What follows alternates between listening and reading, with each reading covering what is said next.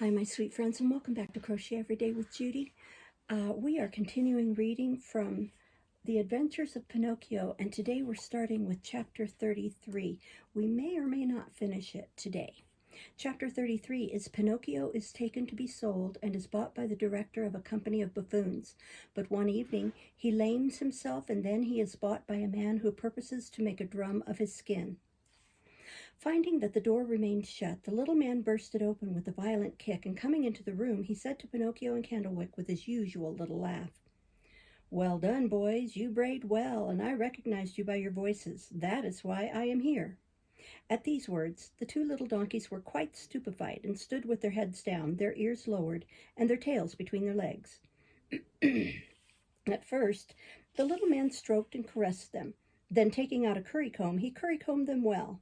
And when by this process he had polished them till they shone like two mirrors, he put a halter round their necks, and led them to the marketplace in hopes of selling them and making a good profit. And indeed, buyers were not wanting. Candlewick was bought by a peasant whose donkey had died the previous day. Pinocchio was sold to the director of a company of buffoons and tightrope dancers, who bought him that he might teach him to leap and to dance with the other animals belonging to the company. And now, my little readers, you will have understood the fine trade that little man pursued. The wicked little monster, who had a face all milk and honey, made frequent journeys round the world with his coach. As he went along, he collected with promises and flattery all the idle boys who had taken an aversion to books and school. As soon as his coach was full, he conducted them to the land of boobies, that they might pass their time in games, in uproar, and in amusement. When these poor deluded boys, from continual play and no study, had become so many little donkeys, he took possession of them with great delight and satisfaction, and carried them off to the fairs and markets to be sold. And in this way he had in a few years made heaps of money and had become a millionaire. What became of Candlewick I do not know, but I do know that Pinocchio from the very first day had to endure a very hard, laborious life. When he was put into his stall, his master filled the manger with straw. But Pinocchio, having tried a mouthful, spat it out again. Then his master, grumbling, filled the manger with hay.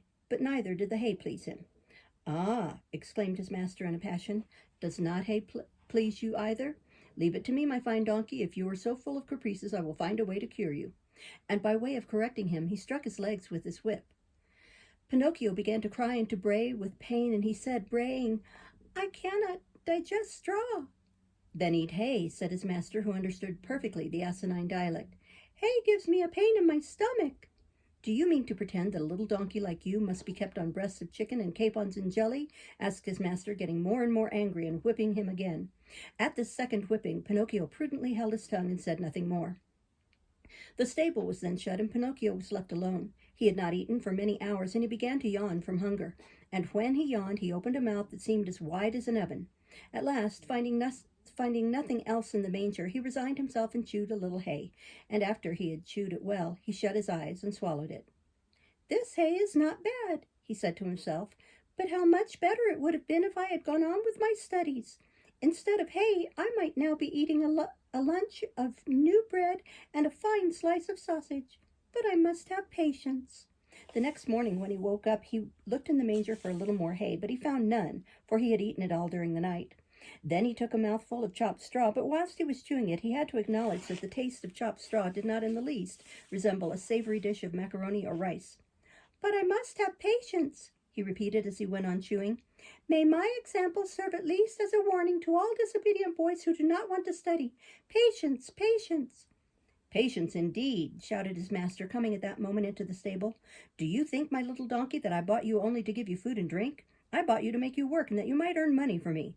Up then at once. You must come with me into the circus, and there I will teach you to jump through hoops, to go through frames of paper head foremost, to dance waltzes and polkas, and to stand upright on your hind legs." Poor Pinocchio, either by love or by force, had to learn all these fine things, but it took him 3 months before he had learnt them, and he got many a whipping that nearly took off his skin. At last the day came when his master was able to announce that he would give a really extraordinary representation.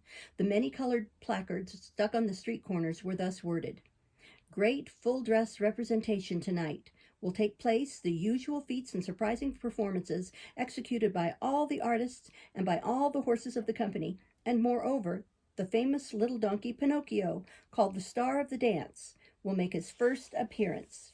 The theater will be brilliantly illuminated. On that evening, as you may imagine, an hour before the play was to begin, the theater was crammed. There was not a place to be had either in the pit or the stalls or in the boxes even, by paying its weight in gold. The benches round the circus were crowded with children and with boys of all ages who were in a fever of impatience to see the famous little donkey Pinocchio dance. When the first part of the performance was over, the director of the company, dressed in a black coat, white shorts, and big leather boots that came above his knees, presented himself to the public, and after making a profound bow, he began with much solemnity the following ridiculous speech. Respectable public, ladies and gentlemen, the humble undersigned, being a passer-by in this illustrious city, I have wished to procure for myself the honor, not to say the pleasure, of presenting to this intelligent and distinguished audience a celebrated little donkey who has already had the honor of dancing in the presence of His Majesty the Emperor of all the principal courts of Europe. And thanking you, I beg of you to help us with your inspiring presence and to be indulgent to us. This speech was received with much laughter and applause, but the applause redoubled and became tumultuous when the little donkey Pinocchio made his appearance in the middle of the circus. He was decked out for the occasion. He had a new bridle of polished leather with brass buckles and studs and 2 white camellias in his ears. His mane was divided and curled, and each curl was tied with bows of colored ribbon. He had a girth of gold and silver around his body, and his tail was plaited with amaranth and blue velvet ribbons. He was, in fact, a little donkey to fall in love with. The director, in presenting him to the public, added these few words. My respectable auditors, I am not here to tell you falsehoods of the great difficulties that I have overcome in understanding and subjugating this mammifer, whilst he was grazing at liberty amongst the mountains and the plains of the torrid zone. I beg you will observe the wild rolling of his eyes. Every means have been tried in vain to tame him and to accustom him to the life of domestic quadrupeds. I was often forced to have recourse to the convincing argument of the whip. But all my goodness to him, instead of gaining his affections, has, on the contrary, increased his viciousness. However, following the system of Gall, I discovered in his cranium a bony cartilage that the faculty of medicine in Paris has itself recognized as the regenerating bulb of the hair and of dance. For this reason, I have not only taught him to dance, but also to jump through hoops and through frames covered with paper. Admire him, and then pass your opinion on him. But before taking my leave of you, permit me, ladies and gentlemen, to invite you to the daily performance that will take place tomorrow evening. But in the apotheosis that the weather should threaten rain, the performance will be postponed till tomorrow morning at 11 antemeridian of post-meridian. Here the director made another profound bow, and then turning to Pinocchio, he said, Courage, Pinocchio. Before you begin your feats, make your bow to this distinguished audience, ladies, gentlemen, and children. Pinocchio obeyed and bent both his knees till they touched the ground and remained kneeling until the director, cracking his whip, shouted to him, At a foot's pace. Then the little donkey raised himself on his 4 legs and began to walk around the theater, keeping at a foot's pace. After a little, the director cried, Trot, and Pinocchio, obeying the order, changed to a trot. Gallop, and Pinocchio broke into a gallop. Full gallop, and Pinocchio went full gallop. But whilst he was going full speed like a racehorse, the director, raising his arm in the air, fired off a pistol. At the shot, the little donkey, pretending to be wounded, fell his whole length in the circus as if he was really dying. As he got up from the ground amidst an outburst of applause, shouts, and clapping of hands, he naturally raised his head and looked up, and he saw in one of the boxes a beautiful lady who wore round her neck a thick gold chain from which hung a medallion. On the medallion was painted the portrait of a puppet. That is my portrait. That lady is the fairy, said Pinocchio to himself, recognizing her immediately, and overcome with delight, he tried to cry, Oh, my little fairy! Oh, my little fairy! But instead of these words, a bray came from his throat, so sonorous and so prolonged that all the spectators laughed, and more especially all the children who were in the theater. Then the director, to give him a lesson and to make him understand that it is not good manners to bray before the public, gave him a blow on his nose with the handle of his whip.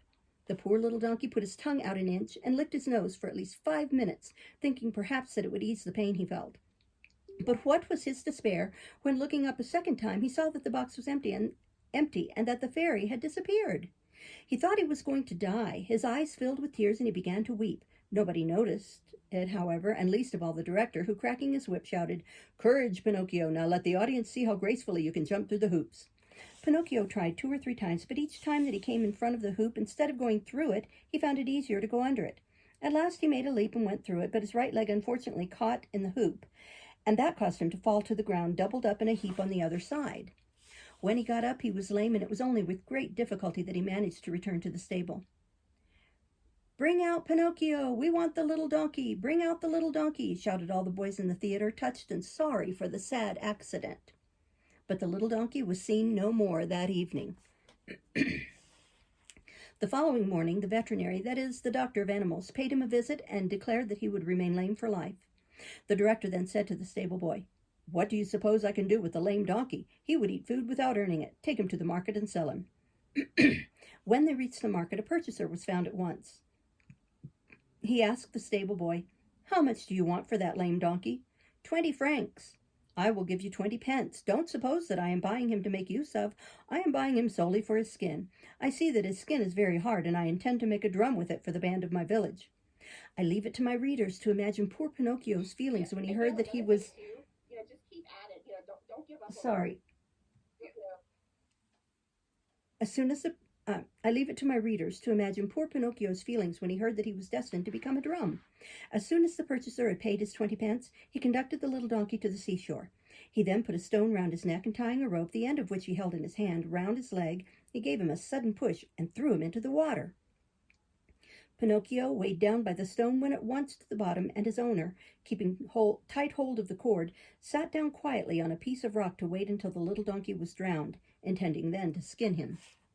Chapter 34. Pinocchio, having been thrown into the sea, is eaten by the fish and becomes a puppet as he was before. He is swallowed by the terrible dogfish. After Pinocchio had been 50 minutes under the water, his purchaser said aloud to himself, "My poor little lame donkey must by this time be quite drowned. I will therefore pull him out of the water, and I will make a fine drum of his skin."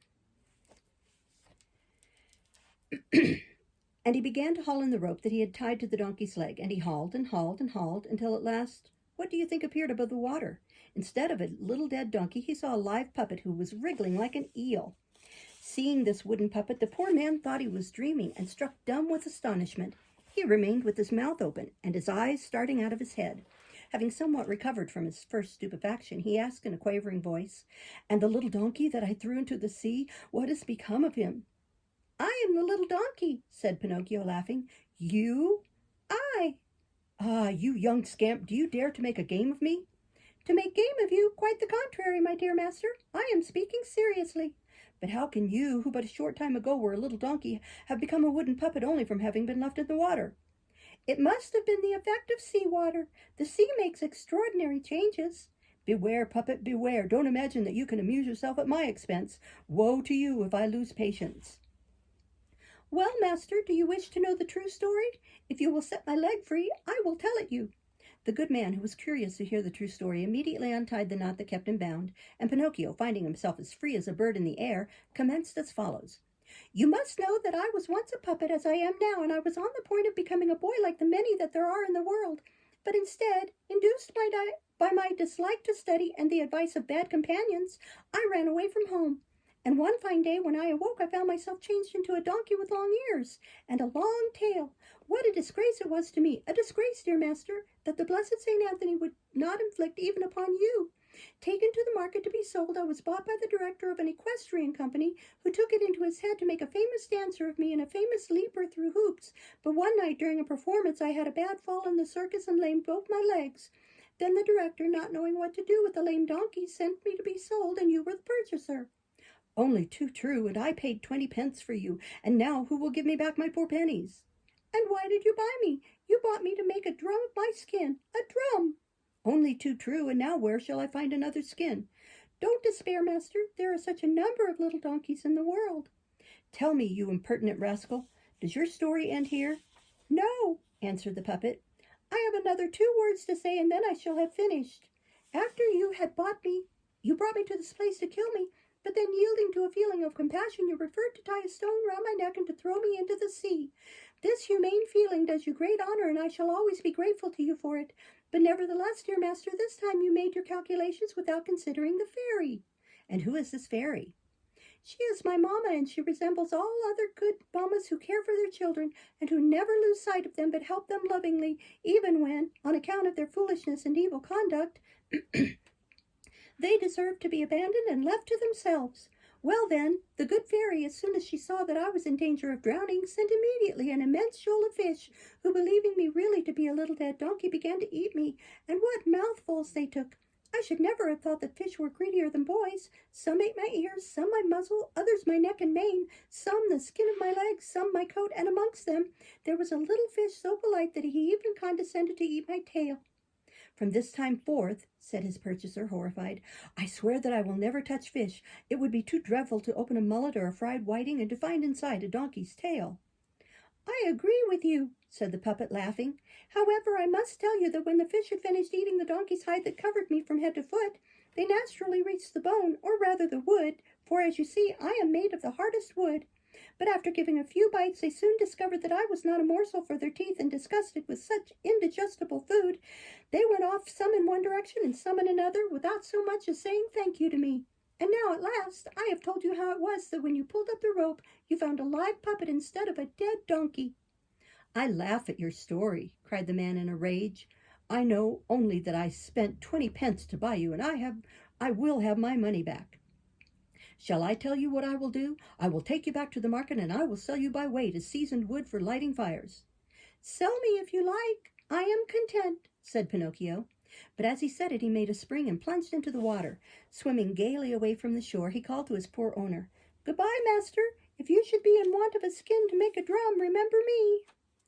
And he laughed and went on swimming, and after a while he turned again and shouted louder, Goodbye, master. If you should be in want of a little well-seasoned wood for lighting the fire, remember me. In the twinkling of an eye he had swum so far off that he was scarcely visible. All that could be seen of him was a little black speck on the surface of the sea that from time to time lifted its legs out of the water and leapt and capered like a dolphin, enjoying himself. Whilst Pinocchio was swimming, he knew not whither he saw in the midst of the sea a rock that seemed to be made of white marble, and on the summit there stood a beautiful little goat who bleated lovingly and made signs to him to approach. But the most singular thing was this. The little goat's hair, instead of being white or black, or a mixture of two colors as is usual with other goats, was blue, and of a very vivid blue, greatly resembling the hair of the beautiful child. I leave you to imagine how rapidly poor Pinocchio's heart began to beat. He swam with redoubled strength and energy toward the white rock, and he was already halfway when he saw rising up out of the water and coming to meet him the horrible head of a sea monster. His wide-open, cavernous mouth and his 3 rows of enormous teeth would have been terrifying to look at, even in a picture. And do you know what this sea monster was? This sea monster was neither more nor less than the gigantic dogfish, who has been mentioned many times in the story, and who, for his slaughter and for his insatiable voracity, had been named the Attila of fish and fishermen. Only think of poor Pinocchio's terror at the sight of the monster. He tried to avoid it, to change his direction. He tried to escape, but that immense wide-open mouth came toward him with the velocity of an arrow. Be quick, Pinocchio, for pity's sake, cried the beautiful little goat, bleating. And Pinocchio swam desperately with his arms, his chest, his legs, and his feet. Quick, Pinocchio, the monster is close upon you. And Pinocchio swam quicker than ever and flew on with the rapidity of a ball from a gun. He had nearly touched the rock, and the little goat, leaning over toward the sea, had stretched out her forelegs to help him out of the water. But it was too late. The monster had overtaken him, and drawing in his breath, he sucked in the poor puppet as he would have sucked a hen's egg, and he swallowed him with such violence and avidity that Pinocchio, in falling into the dogfish's stomach, received such a blow that he remained unconscious for a quarter of an hour afterwards. When he came to himself again after the shock, he could not in the least imagine in what world he was. All round him it was quite dark, and the darkness was so black and so profound that it seemed to him that he had fallen head downwards into an inkstand full of ink. He listened, but he could hear no noise. Only from time to time, great gusts of wind blew in his face. At first, he could not understand where the wind came from, but at last he discovered that it came out of the monster's lungs, for you must know that the dogfish suffered very much from asthma, and when he breathed it was exactly as if a north wind was blowing. Pinocchio at first tried to keep up his courage, but when he had one proof after another that he was really shut up in the body of the sea monster, he began to cry and scream and to sob out, Help! Help! Oh, how unfortunate I am! Will nobody come to save me? Who do you think could save you, unhappy wretch? Said a voice in the dark that sounded like a guitar out of tune. Who is speaking? Asked Pinocchio, frozen with terror. It is I. I am a poor tunny who was swallowed by the dogfish at the same time that you were. And what fish are you? I have nothing in common with fish. I am a puppet. Then if you are not a fish, why did you let yourself be swallowed by the monster? I didn't let myself be swallowed. It was the monster swallowed me. And now, what are we to do here in the dark? Resign ourselves and wait until the dogfish has digested us both. But I do not want to be digested, howled Pinocchio, beginning to cry again. Neither do I want to be digested, added the tunny. But I am enough of a philosopher to console myself by thinking that when one is born a tunny, it is more dignified to die in the water than in oil. That is all nonsense, cried Pinocchio. It is my opinion, replied the tunny, and opinions, so say the political tunnies, ought to be respected. To sum it all up, I want to get away from here. I want to escape. Escape if you are able. Is this dogfish who has swallowed us very big? Asked the puppet. Big? Why, only imagine. His body is 2 miles long without counting his tail. Whilst they were holding this conversation in the dark, Pinocchio thought that he saw a light a long way off. What is that little light I see in the distance? He asked. It is most likely some companion in misfortune who is waiting like us to be digested. I will go and find him. Do not think that it may by some chance be some old fish who perhaps could show us how to escape. I hope it may be so with all my heart, dear puppet. Goodbye, Tunny. Goodbye, puppet, and good fortune attend you. Where shall we meet again? Who can say? It is better not to even think of it. We'll stop there and start next time with Chapter 35. Thank you for listening. Bye-bye.